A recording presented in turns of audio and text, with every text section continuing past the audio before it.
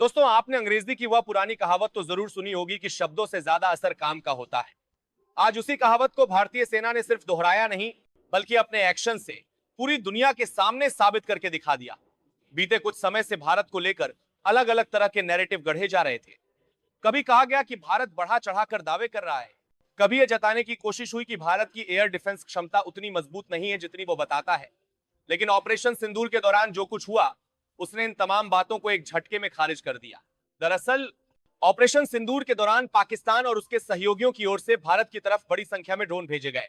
इन drone का मकसद साफ था, भारत के सैन्य ठिकानों को निशाना बनाना और साथ ही कुछ रिहायशी इलाकों में डर और अफरा तफरी फैलाना। ये ड्रोन सिर्फ निगरानी के लिए नहीं थे, बल्कि इनमें विस्फोटक लोड किया गया था। पाकिस्तान की रणनीति यह थी कि ड्रोन के जरिए चुपचाप हमला किया जाए, ताकि बाद में जिम्मेदारी से इनकार भी किया जा सके। लेकिन यह पूरा प्लान भारतीय सेना और वायुसेना के सामने एक पल भी नहीं टिक पाया। जैसे ही ये ड्रोन भारतीय सीमा में दाखिल हुए, भारत के multi layer air defence system ने उन्हें ट्रैक कर लिया। एक एक कर सभी यूएवी को हवा में ही इंटरसेप्ट कर दिया गया। न कोई ड्रोन अपने लक्ष्य तक पहुंच पाया और न ही भारतीय जमीन पर 1 इंच का भी नुकसान हुआ। यहां तक तो बात समझ में आती है, लेकिन असली कहानी इसके बाद शुरू होती है। अक्सर देशों के बीच ऐसे मामलों में सिर्फ बयानबाजी होती है। कहा जाता है कि हमने यह कर दिया, हमने वह कर दिया। लेकिन इस बार भारत ने सिर्फ दावा नहीं किया, बल्कि सबूत भी दुनिया के सामने रख दिया। विजय दिवस के दिन भारतीय सेना ने एक ऐसा कदम उठाया जिसने पाकिस्तान और तुर्की दोनों को एक साथ साफ संदेश दे दिया। जिन तुर्की मेड ड्रोन को पाकिस्तान ने चोरी छिपे भारत की ओर भेजा था, उन्हीं ड्रोन के मलबे और कैप्चर किए गए हिस्सों को सार्वजनिक तौर पर प्रदर्शित किया गया। यह कोई बंद कमरे में किया गया सैन्य ब्रीफिंग नहीं था, बल्कि मीडिया को बुलाकर खुले तौर पर यह दिखाया गया कि भारत ने क्या पकड़ा है और कैसे पकड़ा है। सबसे दिलचस्प बात यह रही कि यह प्रदर्शन किसी बड़े एग्जीबिशन हॉल, सेमिनार या डिफेंस एक्सपो में नहीं किया गया। इसे सीधे भारतीय सेना प्रमुख उपेंद्र द्विवेदी के आधिकारिक आवास पर आयोजित किया गया। यानी संदेश बिल्कुल साफ था, यह सिर्फ एक तकनीकी प्रदर्शन नहीं, बल्कि एक रणनीतिक और मनोवैज्ञानिक कदम है। मीडिया के सामने साफ शब्दों में बताया गया कि ये वही ड्रोन हैं जो ऑपरेशन सिंदूर के दौरान पकड़े गए थे। जिन ड्रोन को लेकर पाकिस्तान इनकार करता रहा और जिनके बारे में अलग अलग कहानियां गढ़ी जाती रही, अब वे सबूत के तौर पर सबके सामने मौजूद थे। सामने आई रिपोर्ट्स के मुताबिक ये सभी ड्रोन तुर्की में बने हुए थे और पाकिस्तान की ओर से लॉन्च किए गए थे। बताया गया कि इनका टेक ऑफ पॉइंट लाहौर के आसपास का इलाका था। भारतीय सेना ने पहले इन्हें हवा में नष्ट किया और फिर इनके बचे हुए हिस्सों को सुरक्षित तरीके से रिकवर किया। इसके बाद इन ड्रोन की गहन फॉरेंसिक जांच की गई। हर एक पुर्जे को अलग अलग करके देखा गया। सॉफ्टवेयर और हार्डवेयर दोनों स्तर पर इनका विश्लेषण किया गया। जब यह पूरा प्रोसेस पूरा हो गया, तब इन्हें सार्वजनिक डिस्प्ले पर रखा गया। इसका मकसद बिल्कुल साफ था। भारत अब सिर्फ ये नहीं कह रहा कि उसने ड्रोन गिराए हैं, बल्कि यह भी दिखा रहा है कि ड्रोन कौन सा था, कहां से आया था, किस तकनीक का इस्तेमाल किया गया था और उसे कैसे नाकाम किया गया। अब जरा उस ड्रोन की बात करते हैं जिसने पाकिस्तान और तुर्की दोनों के नैरेटिव को सबसे बड़ा झटका दिया। भारतीय सेना के सीनियर अधिकारियों ने खुद सामने आकर बताया कि यह ड्रोन तुर्की ओरिजिन का एक लॉयटरिंग म्यूनिशन था। सैन्य भाषा में इसे कामिकाजे ड्रोन भी कहा जाता है। इसकी सबसे बालिशान मेशा के बाद जिसने पाकिस्तान सेने भी एक भारतीय सेना के पाकिस्तान। बड़ी खासियत इसकी लंबी रेंज और भारी पेलोड थी। सेना के मुताबिक इस ड्रोन की रेंज करीब 1900 से 2000 किलोमीटर तक थी। यानी अगर यह लाहौर से उड़ान भरता है तो भारत के अंदर काफी गहराई तक जाकर हमला करने की क्षमता रखता है। इसके भीतर लगभग 10 किलो का विस्फोटक पेलोड मौजूद था, जो किसी भी हाई वैल्यू टारगेट को गंभीर नुकसान पहुंचाने के लिए काफी होता है। यह कोई साधारण सर्वेलांस ड्रोन नहीं था। यह ऐसा ड्रोन था जिसे खासतौर पर हमला करने के लिए डिजाइन किया गया था। इसकी कार्यप्रणाली यह होती है कि यह अपने लक्ष्य के ऊपर या आसपास लंबे समय तक मंडराता रहता है। जैसे ही सही मौका मिलता है, यह खुद को सीधे लक्ष्य पर गिरा देता है और विस्फोट के साथ तबाही मचा देता है। इसी वजह से इसे सुसाइड ड्रोन या कामिकाजे ड्रोन कहा जाता है।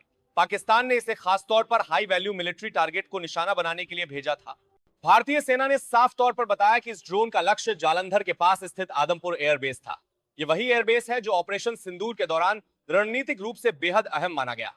यही वह बेस है जहां भारत की मजबूत एयर डिफेंस क्षमताएं तैनात हैं और जहां S-400 सिस्टम की मौजूदगी को लेकर भी लंबे समय से चर्चा होती रही है। पाकिस्तान की योजना साफ थी, अगर इस बेस को किसी तरह नुकसान पहुंचाया जाए तो भारत की एयर डिफेंस क्षमता पर सवाल खड़े किए जा सके। लेकिन यह सपना भी पूरा नहीं हो पाया। जैसे ही यह ड्रोन लाहौर से उड़ान भरकर भारतीय सीमा में दाखिल हुआ, अमृतसर के एयर स्पेस में ही इसे ट्रैक कर लिया गया। भारतीय एयर डिफेंस नेटवर्क और इलेक्ट्रॉनिक वॉरफेयर सिस्टम ने तुरंत इसे लॉक किया। इसके कम्युनिकेशन लिंक को जाम किया गया, इसके नेविगेशन सिस्टम को बाधित किया गया और फिर इसे हवा में ही नष्ट कर दिया गया। न ड्रोन अपने लक्ष्य तक पहुंच पाया और न ही उसने जमीन पर कोई नुकसान किया। इसके बाद जो सबसे अहम कदम उठाया गया वह था इसका फॉरेंसिक एनालिसिस। ड्रोन को नष्ट करने के बाद उसके बचे हुए हिस्सों को बड़े ही व्यवस्थित तरीके से इकट्ठा किया गया। डीआरडीओ और भारतीय सेना के साइबर और टेक्निकल ग्रुप्स ने मिलकर इसे डीकंस्ट्रक्ट किया। इसके software, communication system, navigation module और कंट्रोल आर्किटेक्चर को पूरी तरह डिकोड किया गया। इस जांच से यह साफ हो गया कि ड्रोन कहां से लॉन्च हुआ था, इसका रूट क्या था, यह किस फ्रीक्वेंसी पर कम्युनिकेशन कर रहा था और इसका अंतिम लक्ष्य क्या था। यानी पाकिस्तान और तुर्की जिस तकनीक को गोपनीय और सरप्राइज एलिमेंट मान रहे थे, वह पूरी तरह भारत के सामने खुल चुकी थी। यही वह बिंदु है जहां यह मामला सिर्फ सैन्य सफलता नहीं रह जाता, बल्कि एक बड़ी रणनीतिक जीत में बदल जाता है। क्योंकि किसी दुश्मन की तकनीक को सिर्फ नष्ट कर देना ही काफी नहीं होता। अगर आप उसे समझ भी लें, उसकी कमजोरियों को पहचान लें और ये जान लें कि वो कैसे काम करता है, तो अगली बार उस तकनीक का असर लगभग खत्म हो जाता है। तुर्की के इस ड्रोन की पूरी कार्यप्रणाली अब भारतीय सिस्टम के सामने है। यही वजह है कि इस डिस्प्ले को सिर्फ एक शो नहीं, बल्कि एक बेहद मजबूत संदेश के तौर पर देखा जा रहा है। पाकिस्तान के लिए संदेश बिल्कुल साफ है कि ड्रोन आधारित वॉरफेयर अब भारत के खिलाफ काम नहीं करेगा। चोरी छिपे ड्रोन भेजकर नुकसान पहुंचाने और फिर इनकार करने की रणनीति अब बेकार हो चुकी है। भारत न सिर्फ इन ड्रोन को हवा सबसे बारी फरता से की जा रही है में ही गिरा सकता है, बल्कि यह भी साबित कर सकता है कि वे कहां से आए, किसने भेजे और किस मकसद से भेजे। वहीं तुर्की के लिए संदेश और भी सीधा है। भारत ने उसकी तकनीक को सिर्फ इंटरसेप्ट नहीं किया, बल्कि उसे पूरी तरह समझ लिया है। ड्रोन की design, control system, communication, frequency और उसकी कमजोरियां, सब कुछ अब भारतीय विशेषज्ञों के सामने है। इसका असर सिर्फ पाकिस्तान और तुर्की तक सीमित नहीं रहेगा, ग्लोबल डिफेंस मार्केट में भी इसका एक बड़ा संदेश गया है। जो देश तुर्की के ड्रोन खरीदने की सोच रहे थे, अब उन्हें 2 बार सोचना पड़ेगा। भारत ने यह दिखा दिया है कि इन ड्रोन को डिटेक्ट किया जा सकता है, जैम किया जा सकता है और जरूरत पड़े तो कैप्चर करके उनकी पूरी तकनीक को डिकोड भी किया जा सकता है। यानी इनकी विश्वसनीयता और प्रभावशीलता पर बड़ा सवाल खड़ा हो गया है। इस पूरे घटनाक्रम से भारत की एयर डिफेंस और इलेक्ट्रॉनिक वॉरफेयर क्षमताओं का भी खुलकर प्रदर्शन हुआ है। बिना किसी शोर शराबे के भारत ने यह साबित कर दिया कि उसका multi layer air defence network कितनी तेजी और सटीकता से काम करता है। ड्रोन जैसे छोटे, तेज और लो प्रोफाइल टारगेट को शुरुआती सीमा पर ही खत्म कर देना किसी भी देश के लिए आसान नहीं होता, लेकिन भारत ने यह कर दिखाया। अब सवाल उठता है कि इस पूरे ड्रोन डिस्प्ले के लिए विजय दिवस का दिन ही क्यों चुना गया। इसका जवाब सिर्फ सैन्य नहीं, बल्कि मनोवैज्ञानिक और कूटनीतिक स्तर पर भी छिपा हुआ है। विजय दिवस भारत के लिए सिर्फ एक तारीख नहीं है, यह वह दिन है जब 1971 में भारत ने पाकिस्तान को पारंपरिक युद्ध में निर्णायक हार दी थी। उसी ऐतिहासिक दिन पर 2025 में भारत ने यह दिखाया कि जंग का तरीका भले ही बदल गया हो, लेकिन जीतने की क्षमता आज पहले से कहीं ज्यादा मजबूत है। इस डिस्प्ले के जरिए पाकिस्तान को यह याद दिलाया गया कि समय बदल गया है, अब पुरानी चालें काम नहीं आने वाली। विदेशी तकनीक के सहारे ड्रोन भेजना, फिर जरूरत पड़ने पर इनकार कर देना, यह सब अब भारत के सामने बेअसर है। वहीं तुर्की के लिए यह एक कड़ा संदेश है कि उसकी तकनीक अब सरप्राइज नहीं रही। भारत न सिर्फ उसे रोक सकता है, बल्कि भविष्य में और भी आसानी से ऐसे खतरों को नाकाम कर सकता है। इसी के साथ ऑपरेशन सिंदूर से जुड़ी यह कहानी एक नए मोड़ पर पहुंच जाती है।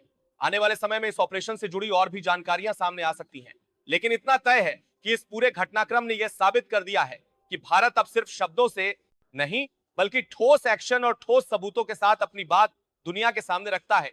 यही असली ताकत है और यही वह संदेश है जो इस पूरे घटनाक्रम के जरिए पूरी दुनिया तक पहुंचा है।